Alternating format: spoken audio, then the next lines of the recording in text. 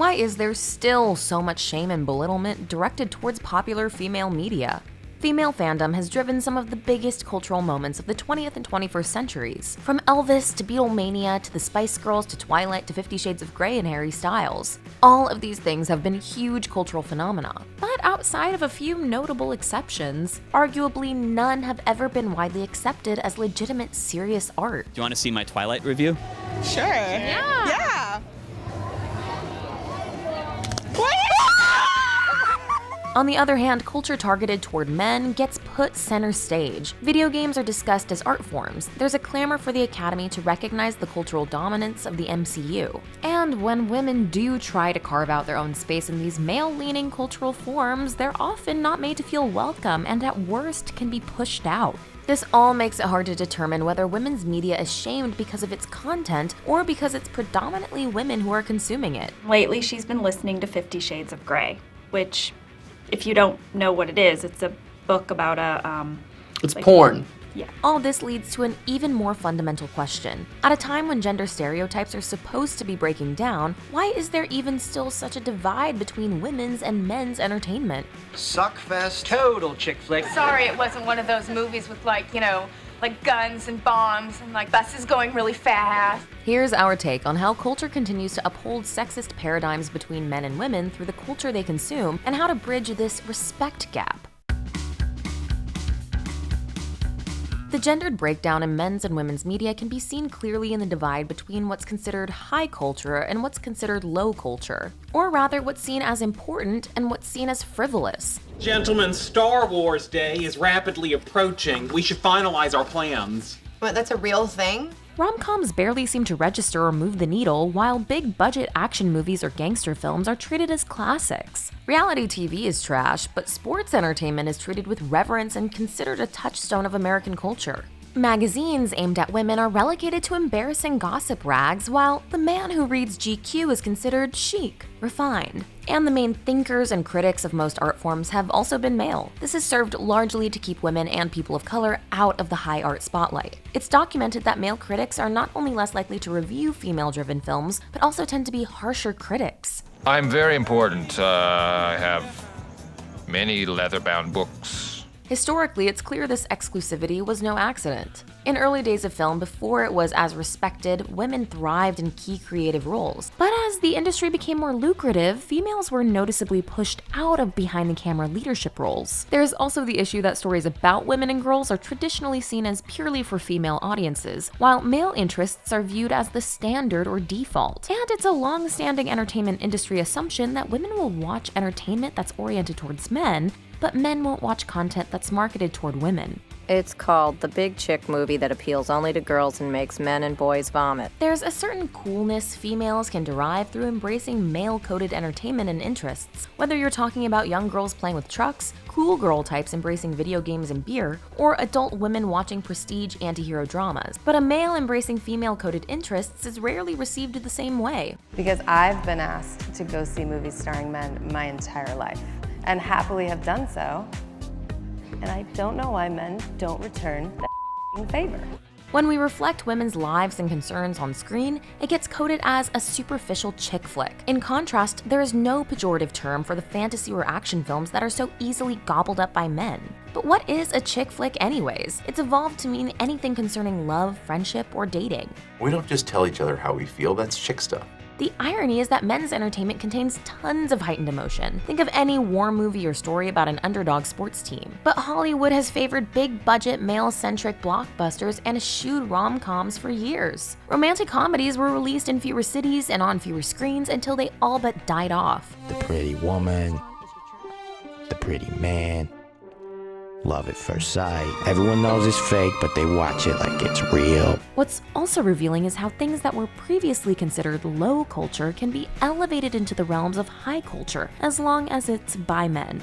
Just look at the progression we've seen with superhero movies. Historically, young male fans of superheroes and science fiction have been depicted as outcasts and losers. We have the image of the socially inept Trekkie living in his mom's basement. there's always a shitload of Star Wars nerds at those comic book shows. But now, these interests dominate the culture. As Watchmen author Alan Moore said, hundreds of thousands of adults are lining up to see characters in situations that had been created to entertain the 12-year-old boys. And it was always boys of 50 years ago. Now, those boys of 50 years ago are in many decision-making seats, so it's not surprising they have more power to shape culture in their image. Meanwhile, within this elevation of geek culture, women are sometimes actively shut out. Think of the vitriolic misogyny that occurred during Gamergate, and the review bombing or trolling of Marvel properties like Captain Marvel, She-Hulk, Miss Marvel, and Eternals that either feel targeted towards women or have been made by women. Within the Star Wars cinematic world, a historically male-dominated fandom, newer female stars like Kelly Marie Tran and Moses Ingram have been bombarded on social media with sexist and racist comments, even death threats.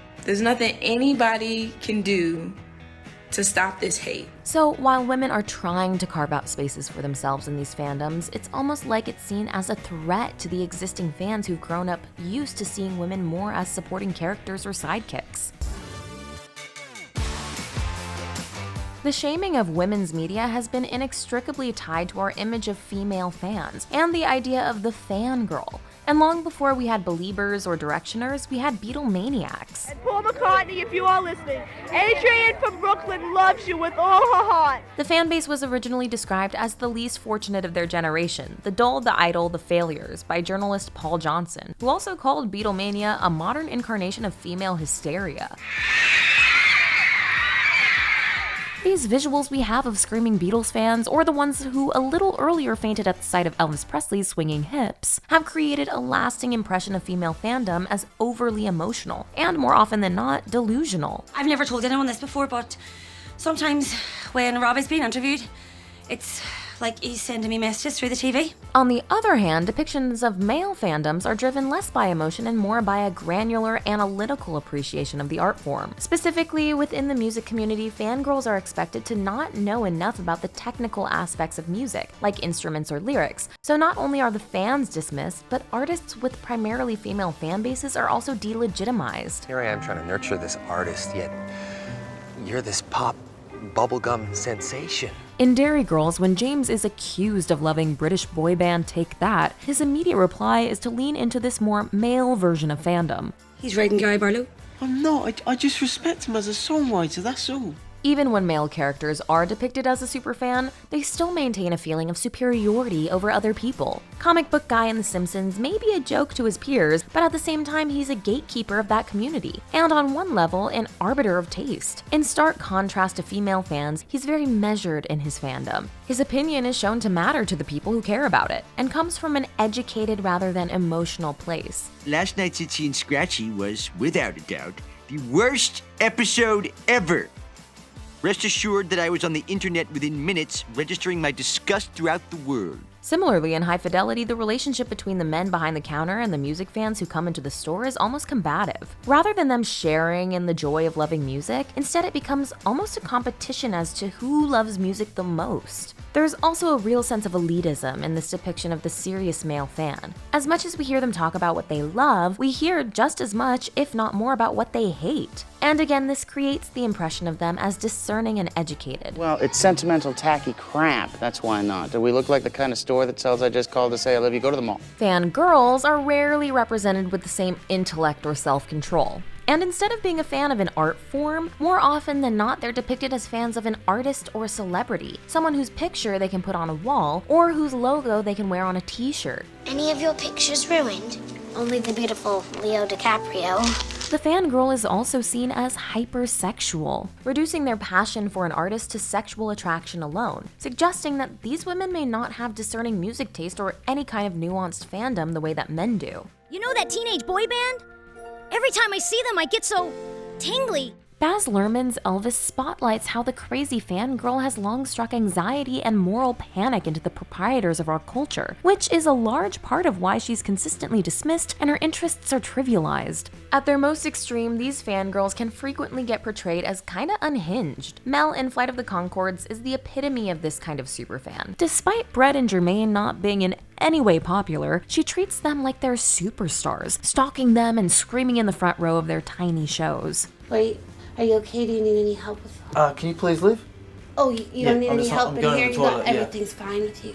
Because fangirls are often seen through this unflattering lens, it also has a knock on what we think of the art they're fangirling over. But as Harry Styles asked Cameron Crowe of Rolling Stone back in 2017, who's to say that young girls who like pop music, short for popular, right, have worse musical taste than a 30-year-old hipster guy? What society has ignored is the raw power of female fandom. The fangirl is a force. Young women who were once brushed off as emotional teeny boppers with frivolous obsessions have leveraged their fandoms into social and political currency. And throughout the years, as female and queer fandoms have seen more and more overlap, we've gotten to see their collective power in action. And the Free Britney movement, you guys rock. I honestly think you guys saved my life in a way.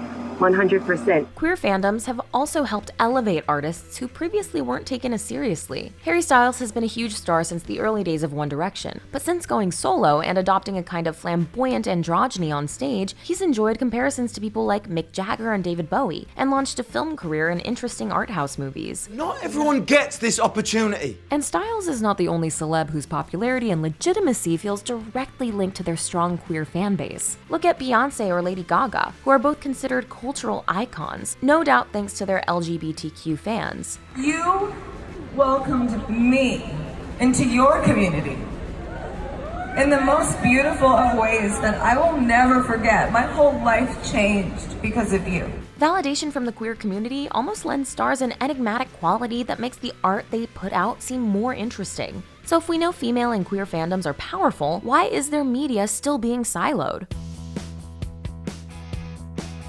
Despite the public narrative that things are getting better for women and queer creatives, only 25% of behind-the-scenes roles on big US movies are held by women, and just 17% of directors and writers are female. In 2021, male characters nearly outnumbered females 2-1. I definitely think there is a missing feminine voice in Hollywood. And this imbalance looks like it might be getting worse. Warner Bros. Discovery's recent merger brought about a new agenda for the company. Scaling back on diverse programming, the platform laid off more than 70 people, including a disproportionate number of non-white execs, resulting in the cancellation or shelving of female POC-led properties like The Gordita Chronicles and Batgirl, yet another female superhero failure to prop up those gender barriers. Earlier in the day, the film's director said in a joint Instagram message that they are saddened and shocked to know audiences won't get to see the movie. This move was reportedly in an effort to bridge the gap with Middle America and court more discovery-friendly audiences.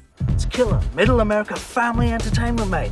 Films with at least one woman director and/or writer were more likely than films with no women in these roles to feature higher percentages of females as protagonists, in major roles, and as speaking characters. So one fix seems glaringly obvious. We need to hire more women to create well-rounded, realistic female characters. As long as you're obsessed with the young male audience, you're writing projects for the young male audience, usually with men, and then you're directing them with men. But it still may not be enough to have more women in front of and behind the camera. If female-led entertainment is still marketed towards women only, it won't move the needle with male audiences and bridge that gap. Shows that were originally male-targeted, like The Walking Dead and Game of Thrones, have had huge female viewerships that defied marketing cliches. So maybe the same could be reversed if female-led shows were just given the chance, but they're not. Once again, Warner Bros. Discovery enters the conversation. Hello, my Warner Brothers stock! While hacking away at their diverse programming, the company also released a graphic that declared that HBO Max has a male skew, while Discovery Plus has a female skew. Popular women-led shows like The Flight Attendant and Hacks on HBO, and dude-friendly shows like Ghost Adventures and Deadliest Catch on Discovery Plus would beg to differ. The general public doesn't even agree with this. So why is a streaming service reinforcing and imposing this reductive binary on us? Marketing, like so many other industries, is still very sexist, despite the fact that, at least in the case of selling products, it can actually have a negative effect on consumers. It's another top-down problem. 71% of creative directors are men, and they hold the most creative control. You're looking at the finest ad men in New York. While it used to be common to exclusively target one gender in an ad, it's becoming passé, and gender equality is becoming an increasingly important factor in how consumers perceive and react to marketing messages. It's high time the entertainment industry caught up and stopped trying to automatically divide viewership into male versus female. part of the shaming of women's media ignores the fact that there just isn't as much of it in comparison to men's. The great majority of high-paid actors, comedians, and other prominent people in the entertainment industry are men. Music festival lineups are still dominated by men and male-led bands. But despite its scarcity, media that attracts female audiences deserves our attention. I reckon instead of judging fangirls, we can learn from them. And siloing ourselves into men's media versus women's media, even if we do it subconsciously, isn't conducive to a good artistic environment. Even if things aren't targeted at us, we should be seeking them out and going to see them, because that's how we open our minds and find new things to love. The night that Zoe and I split a bottle of wine, we made a summer salad and watched chocolat together. Thank you for watching The Take. Don't forget to subscribe and let us know what you're watching.